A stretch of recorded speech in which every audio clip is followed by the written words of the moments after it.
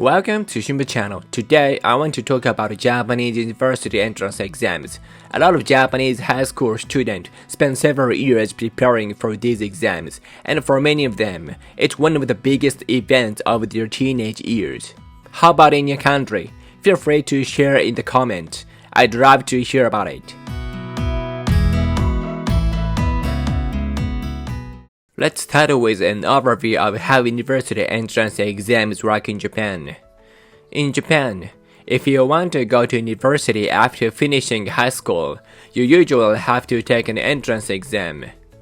These exams focus heavily on written academic tests, and your test scores often matter far more than essays, interviews, or extracurricular activities. In recent years, Japan has introduced more admission types such as recommendation-based exams or comprehensive evaluations that consider essays, interviews, and achievements. But even today, the traditional academic test is still the main pathway for most students. Next, let's break down the types of universities in Japan and how the exam patterns differ. Japan has two major categories, national and public universities, which are funded by the government, and private universities. National and public universities tend to have lower tuition fees, but the exams can be tougher. They are more required subject, and the exams are often one-shot only. Private universities usually cost more, but they offer more exams opportunities, more campuses, and more flexibility.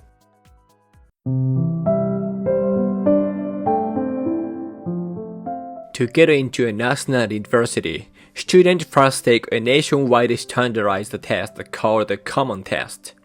Then, each university gives its own secondary exams. Your acceptance is based on the combination of your common test score and your secondary exams result. The common test covers 7 subject areas: Japanese, geography and history, civics, mathematics, science, foreign languages, and information technology, adding up to 21 possible subjects. Most national universities require a student to take around 6 subjects across 8 individual tests from this list. How the common test scores are used depends on the university. Some use the score to decide who is allowed to sit for the secondary exam, while others combine the score directly with their own exam result to determine acceptance. The secondary exam is specialized depending on the faculty you're applying to. For science majors, it's often math, a foreign language, and science subjects. For humanities majors, it might include foreign language, math, Japanese, and social studies. The specific subjects vary by university. Or the common test is often a race against time. The secondary exam tends to be much more difficult and requires deeper academic understanding. Another challenge is that almost all national universities hold their secondary exams on the same day. So you can't apply to 2 national universities in the same year, you only get one chance. Because of the wide range of required subjects and the difficulty of the secondary exams, and the limited test date, getting into national universities can be extremely challenging.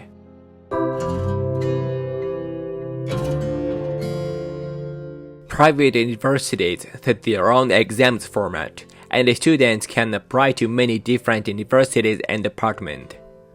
Some private universities allow students to apply using only part of their common test result, while others offer subject combinations like math, English, science for science majors. The format varies widely.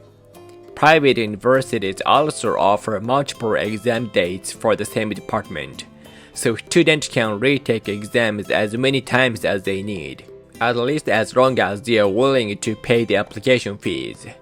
Speaking of fees, private university application fees can be expensive, often around 30,000 yen per application. For students applying to many universities, this cost adds up quickly.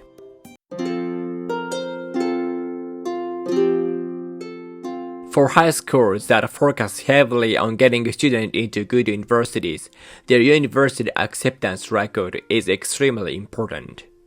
It reflects the school's reputation and helps attract new students. When I was in high school, there were sometimes rumors that a few schools tried to make their acceptance results look better than they actually were. For example, I heard stories about a school paying application fees for a small number of students and encouraging them to apply to several well-known private universities, just to increase the number of successful acceptances listed in the school's record. I don't know how common this actually was, and I have no idea whether it still happens today. But at least back when I was a student, this kind of story was occasionally talked about among classmates.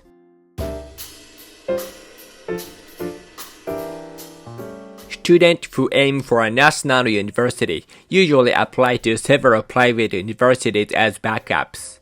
Depending on their common test score, they might change their target scores or increase the number of safer options.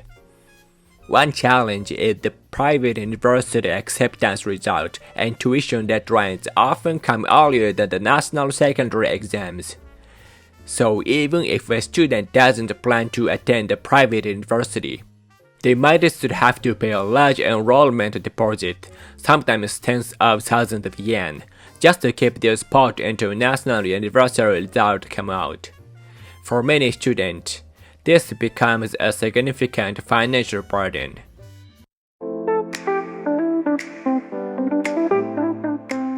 Japan also had something known as Rōnin. This refers to students who don't go straight to university after high school and instead spend a full extra year preparing to try again.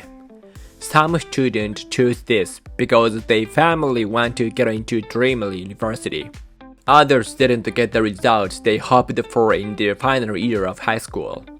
Many Rōnin students attend large prep schools and study all year long. So while some students enter university right after graduating high school, others take a gap year dedicated entirely to exam preparation.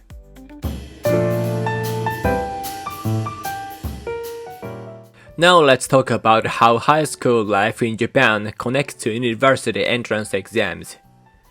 Many Japanese high schools published a detailed record showing how many of their students got accepted into which universities. Because of this, university acceptance result can be a major factor in how a school is evaluated. Students who want to attend top universities often choose high schools known for strong academic performance. In these schools, high school rankings and university outcomes are tightly connected.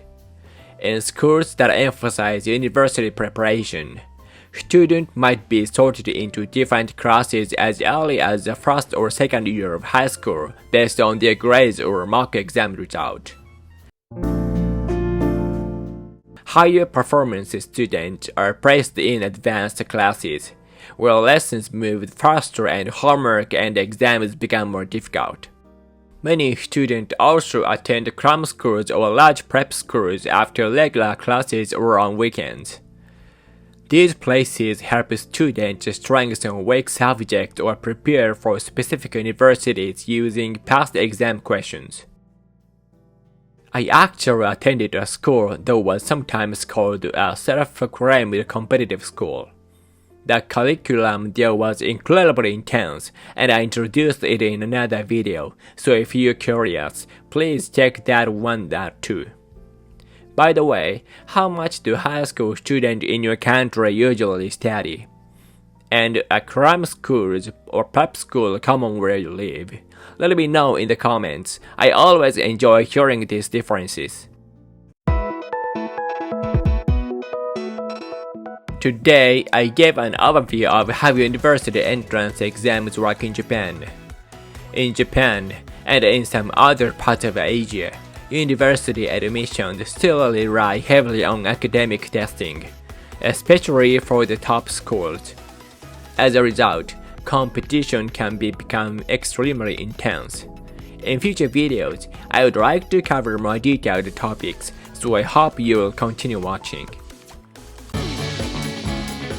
Thank you so much for watching today's video.